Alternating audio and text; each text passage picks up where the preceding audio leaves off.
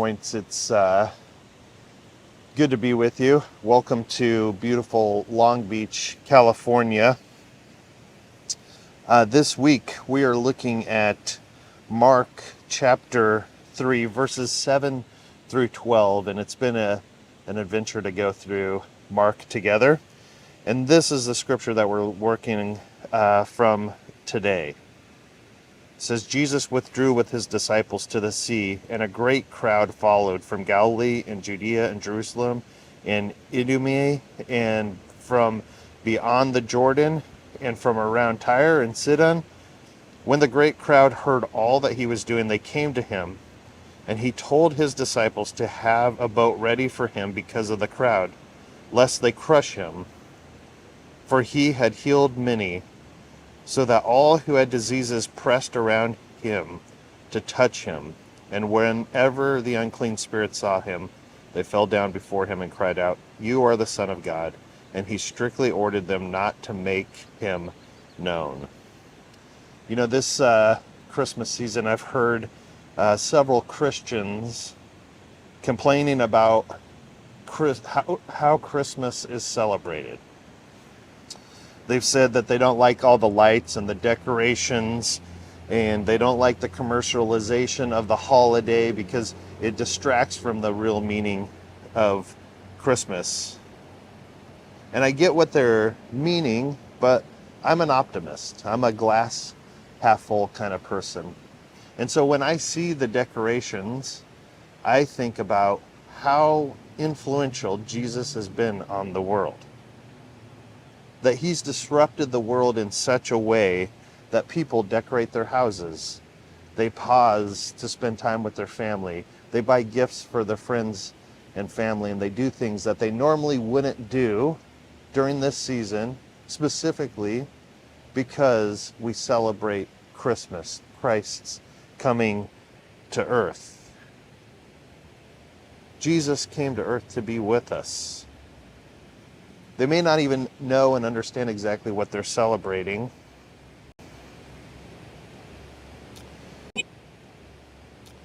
But like this story in Mark, people came to Jesus from all over the place, hearing rumors about the things that he'd done, hearing stories and stories of healings and things that Jesus had been doing. And they came because they were curious. They wanted to know more. They may not know why they were coming exactly. They just knew they needed to encounter Jesus. And so that's one of the reasons why I just love this Christmas season. Jesus changes the world. And Jesus invites us to be curious and come and see. So come and see with us.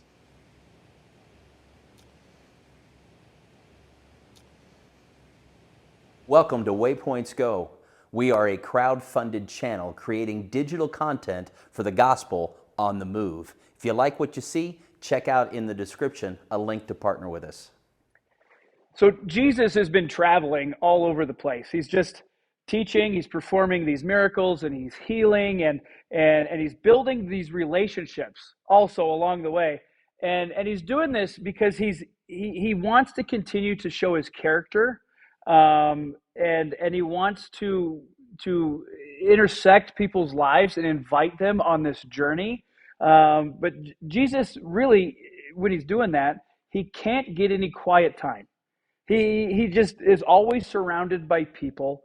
There's always somebody around him talking to him, needing something. And in fact, in our passage today, we see two groups of people that are just flocking and following Jesus on his journey.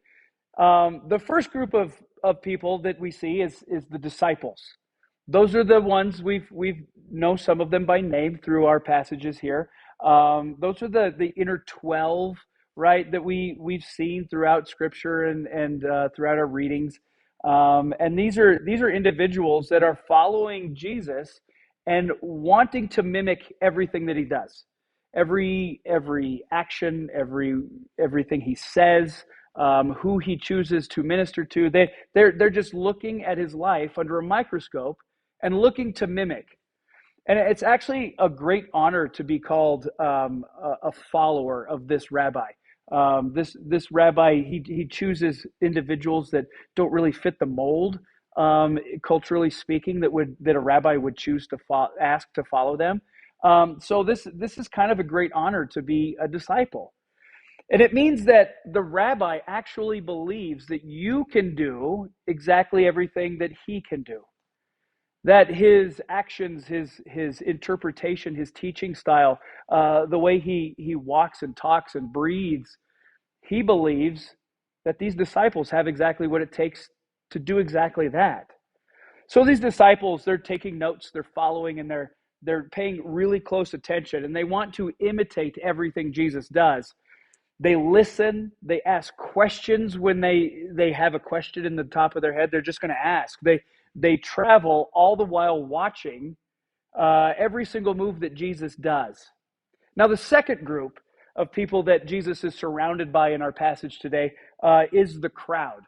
It says the crowd is just pressing in on him. Now, this is a group of people that are watching Jesus every move, but not specifically for the purpose of imitation. They're not looking to copy Jesus. They're just looking for the show.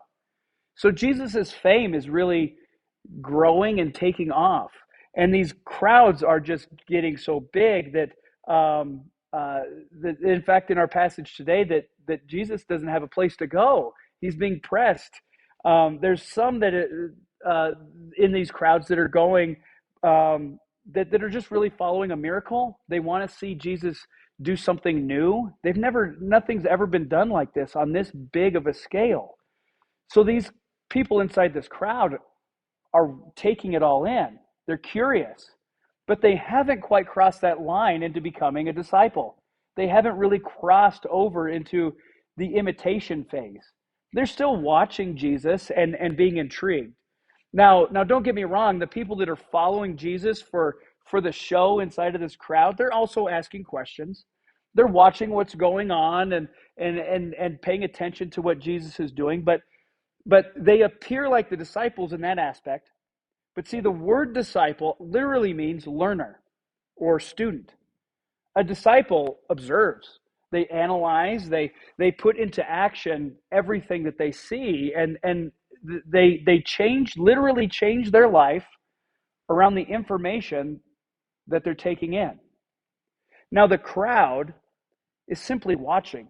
They're observing, they're analyzing, but they haven't quite applied anything.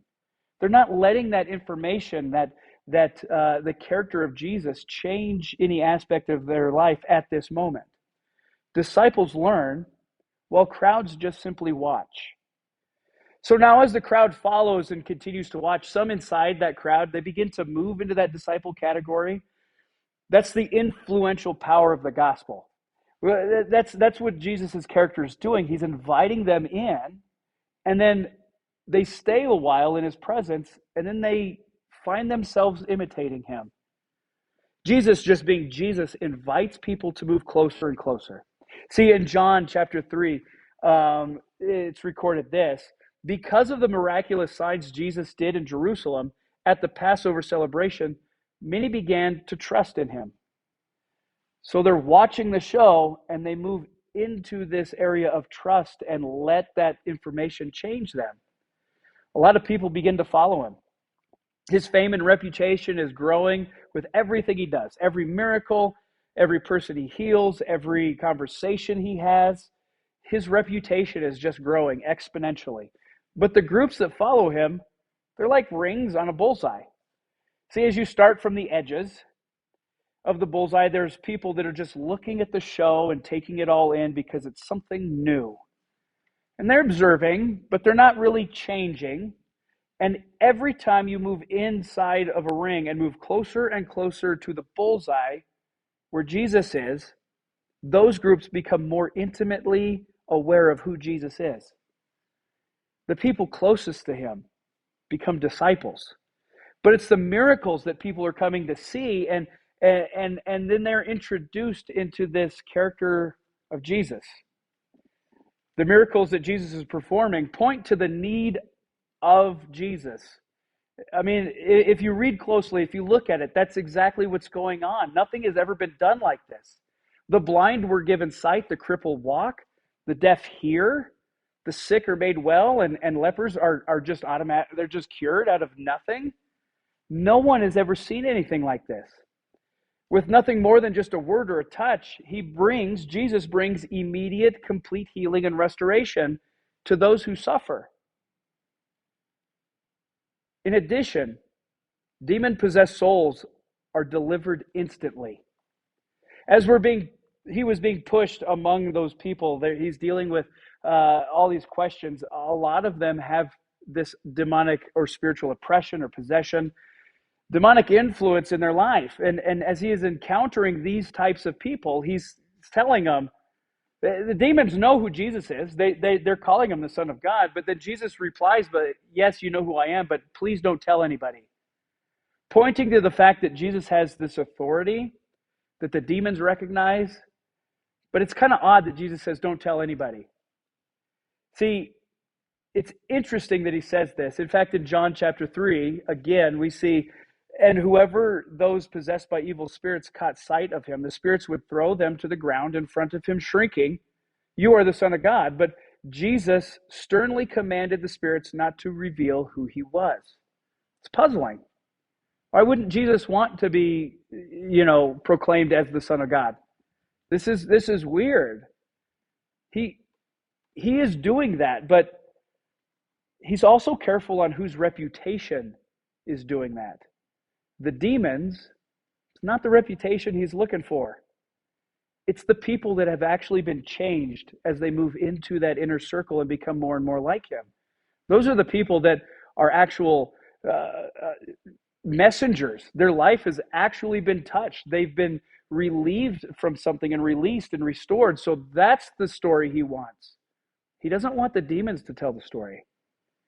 See, as Jesus' reputation or this fame grows, people are moving closer, becoming more like him.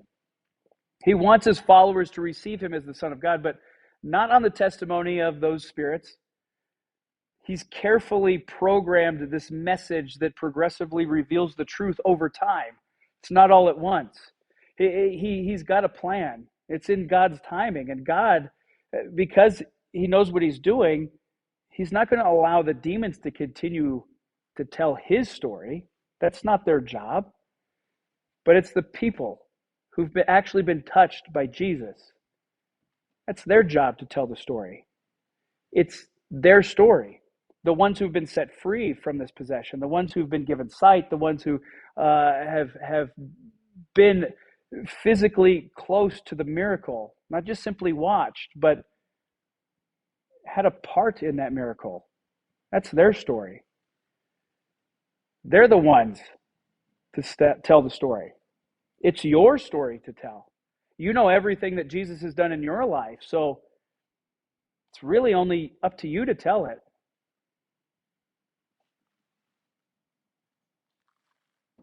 Well, if you like what you're experiencing with Waypoints Go, then we just ask that you would hit that like button, hit that subscribe button, and then maybe share it with a couple of friends to continue this conversation. Well, welcome to a small part of my prop shop. As you may know, if you spend any time with me, one of my passions, one of my loves is the theater. I absolutely love acting and love directing and love designing sets and props and all of that fun stuff.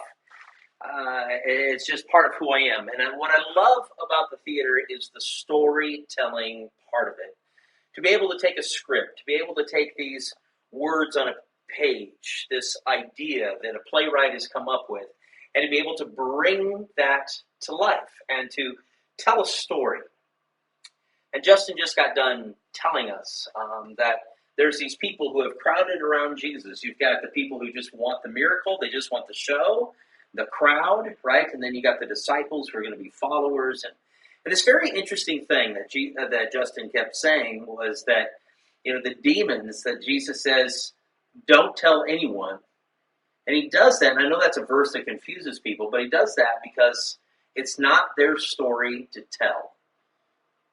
As followers of Jesus, people who have interacted with Jesus, who have had a personal relationship with Jesus, we now have a new story, and we have a story to tell.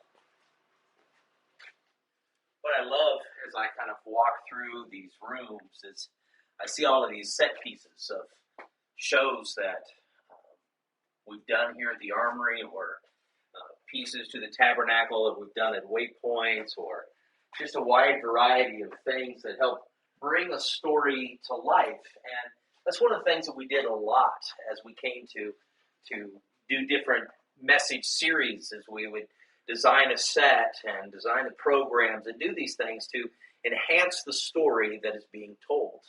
Because there's a story in all of that. And there's a story in your life. And that's why Jesus doesn't want the demons to tell the story, because it's not theirs to tell, it's ours. What unique story has God created in your life for you to tell other people about? Because I don't know if you've noticed or not, but a lot of people don't come to a relationship with Jesus necessarily because they read the scriptures or they have a supernatural encounter with Jesus. Most people come to faith because they've had an encounter with someone whose life has been changed by Jesus. As they interact with your personal story, as they interact with a person's story, they see how that story can change them.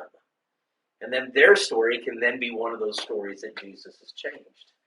Because everyone has a story that's worth telling when it comes to Jesus. Just like all of these props and set pieces, they're all a part of a story. They're all a part of something where a group of people came together and created a story for other people to enjoy and hopefully to be changed by. And every time that you tell your story, you're giving an opportunity to take your story and impact someone else. To tell your story and hopefully change someone else's story. That's the power of the gospel. That's the power of a story. And Jesus interacts with your story so that you can tell that story to other people. Because it's just said. It's your story to tell.